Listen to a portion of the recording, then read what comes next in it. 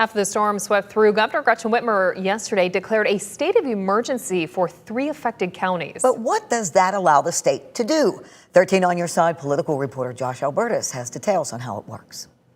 After a number of devastating tornadoes struck southwest Michigan on Friday, the state's governor announcing action over the weekend. We're making all state resources available to local communities under the emergency declaration that I signed this morning. An emergency declaration for Branch, Cass, and St. Joseph counties. But what exactly does that mean?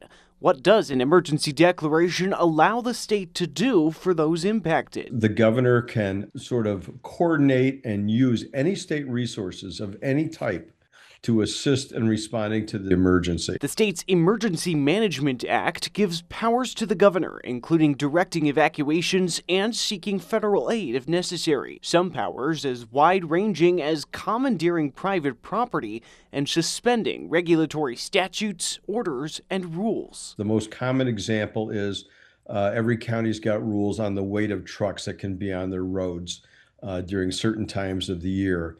And if disaster relief is needed, then you can suspend that rule so that trucks with a heavier heavier load on those trucks can then come into the county. Once there's a state of emergency in place, once our state emergency operations center is activated, we can then begin to work at the state level to coordinate and facilitate any of those resource requests, then to get them locally to support that local response. So how could those affected benefit and get resources? It depends on what happens at the local level first. As local responders are dealing with emergencies, they may exhaust their resources. They may come across a need for resources that they don't have in their community. That's when local officials would seek help from the state and their resources made available by the governor's declaration. It's up through the emergency managers that these requests would be coming and then going down to the community. Josh Albertus, 13 on your side.